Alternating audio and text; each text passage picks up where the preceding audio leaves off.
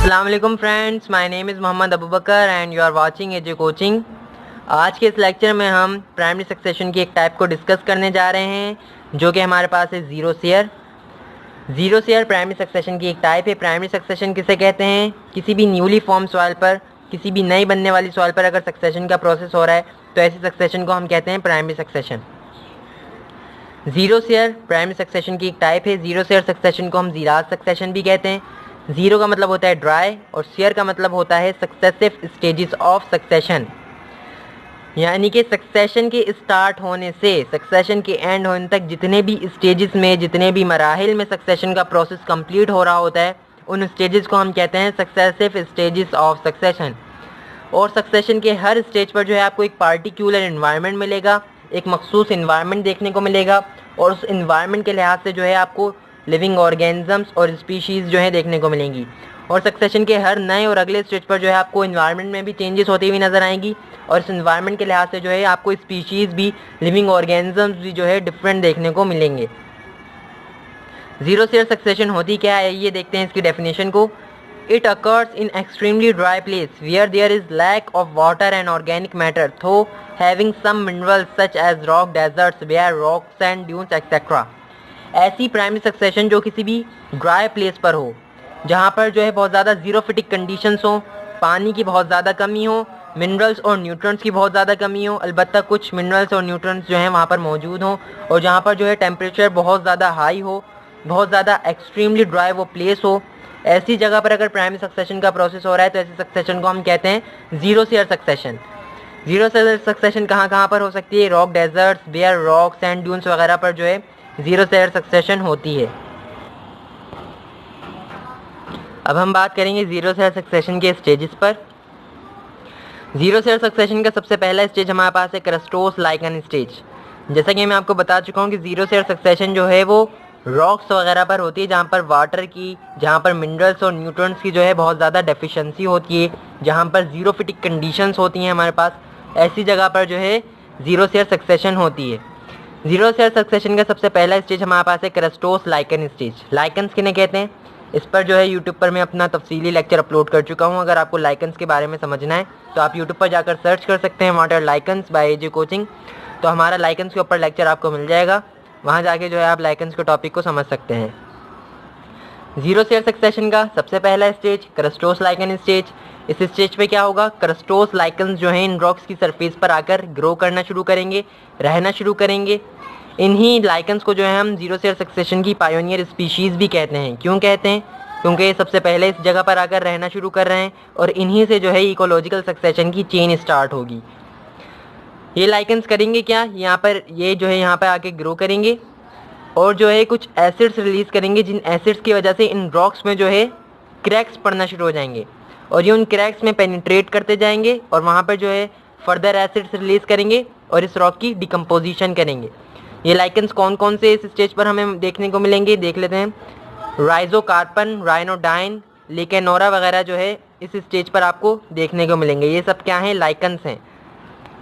इसके बाद zero share succession का सेकंड स्टेज हमारे पास है फोलियोस एंड फ्रक्टियोस लाइकन स्टेज।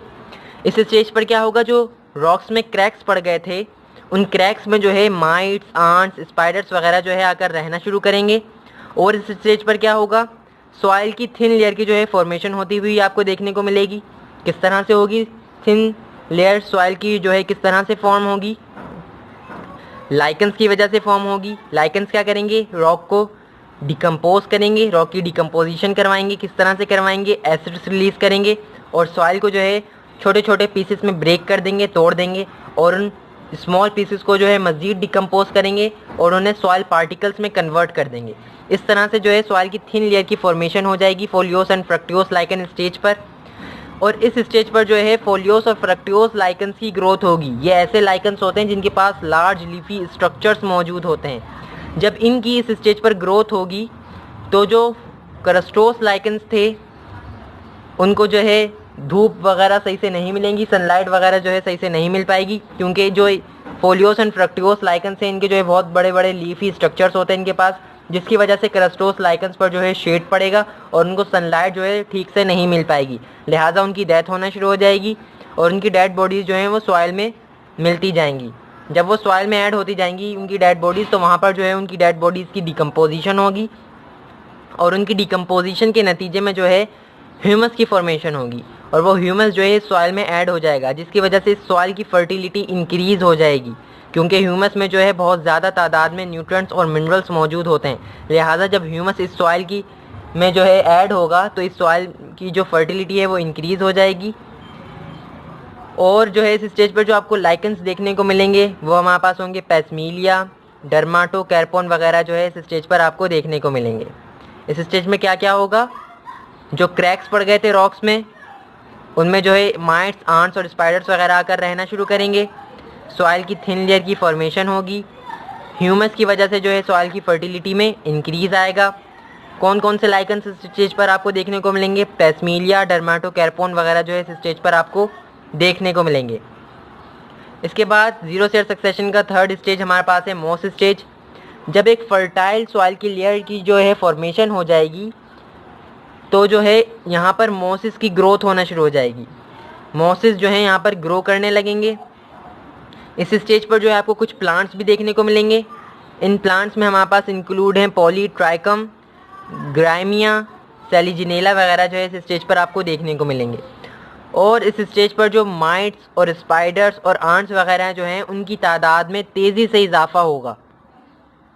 और इस स्टेज पर जो है रॉक की एक थिन लेयर हमारे पास बाकी रह जाएगी, बाकी सारा रॉक जो है वो सॉइल में कन्वर्ट हो जाएगा।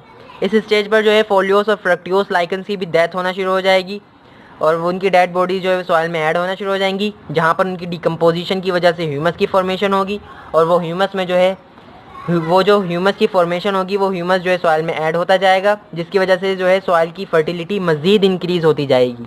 इसके बाद चौथा स्टेज जीरो सेल सक्सेशन का हमारे पास है हर्ब्स स्टेज। हर्ब्स किसे कहते हैं? हर्ब्स ऐसे प्लांट्स को कहते हैं जो बहुत ज़्यादा सॉफ्ट होते हैं, जिनके पास वुडी स्टेम प्रेजेंट नहीं होती और इनकी हाइट जो है वो 3 फीट तक होती है। इस स्टेज पर जो है इस स्टेज के शुरू में जो है आपको एनुअल हर्ब्स देखने को मिलेंगे, देन बाय एनुअल हर्ब्स देखने को मिलेंगे, देन पेरिनियल हर्ब्स जो है इस स्टेज पर आपको देखने को मिलेंगे। एनुअल प्लांट्स वो प्लांट्स होते हैं जिनकी लाइफ साइकिल 1 साल में कंप्लीट होती है। बाय एनुअल प्लांट्स ऐसे प्लांट्स होते हैं जिनकी लाइफ साइकिल 2 साल में कंप्लीट होती है। और पेरिनियल प्लांट्स ऐसे प्लांट्स होते हैं जिनको अपनी लाइफ साइकिल कंप्लीट करने के लिए 3 साल से ज़्यादा का अरसा जो है रिक्वायर्ड होता है। इस स्टेज पर जो है आपको कुछ रूटेड ग्रासेस भी देखने को मिलेंगी, लाइक एरिस्टीडिया, पोआ वगैरह। इस स्टेज पर जो आपको एनिमल्स देखने को मिलेंगे उन एनिमल्स में हमारे पास इंक्लूड हैं nematodes, larval insects, mites, ants वगैरह जो है इस स्टेज पर आपको देखने को मिलेंगे। इसके बाद जीरो सेल सक्सेशन का अगला स्टेज हमारे पास है श्रब स्टेज। इस स्टेज पर क्या होगा, आपको श्रब्स वगैरह देखने को मिलेंगे। श्रब्स किसे कहते हैं? श्रब्स उन प्लांट्स को कहते हैं जिनके पास वुडी स्टेम प्रेजेंट होती है और उनकी हाइट जो है तकरीबन 10 फीट तक होती है। इस स्टेज पर जो है श्रब्स वगैरह जो है आपको देखने को मिलेंगे। इस स्टेज पर जो आपको एनिमल्स देखने को मिलेंगे उन एनिमल्स में हमारे पास इंक्लूड हैं slugs, snails, centipedes, millipedes, salamanders, frogs, birds, reptiles, shrew, squirrels, foxes वगैरह जो इस स्टेज पर आपको देखने को मिलेंगे।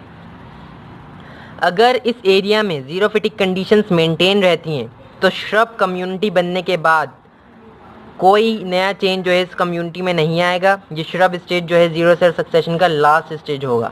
लेकिन अगर यहाँ पर बहुत ज़्यादा रेन होना शुरू हो जाती है, बहुत ज़्यादा बारिशें होना शुरू हो जाती हैं, तो ये श्रब कम्युनिटी जो है वो वुडलैंड स्टेज की तरफ जा सकती है। यहाँ पर जो है टेरेस्ट्रियल प्लांट्स वगैरह की जो है ग्रोथ हो सकती है। लेकिन अगर यहाँ पर ज़ीरोफिटिक कंडीशंस ही रहीं, पानी की बहुत ज़्यादा कमी रही, तो ये श्रब स्टेज जो है इस जीरो सेल सक्सेशन का लास्ट स्टेज होगा। इस स्टेज के बाद इस कम्युनिटी में कोई चेंज नहीं आएगा। लेकिन अगर बारिशें वगैरह हो जाती हैं तो यहाँ पर जो है एक कंप्लीट फॉरेस्ट बन सकता है, टेरेस्ट्रियल प्लांट्स की जो है ग्रोथ हो सकती है। ये डिपेंड करता है कि किस तरह की कंडीशंस जो हैं वो मेंटेन रहेंगी। ये था हमारा आज का लेक्चर जिसमें हमने जीरो सेल सक्सेशन को जो है इन डिटेल डिस्कस किया। अगर ये लेक्चर हमारा आपको समझ आया है, पसंद आया है तो इसे लाइक करें, शेयर करें, हमारे यूट्यूब चैनल को सब्सक्राइब करें, कमेंट्स में अपना फीडबैक लाजमी दें। Thank you very very much. अल्लाह हाफिज़।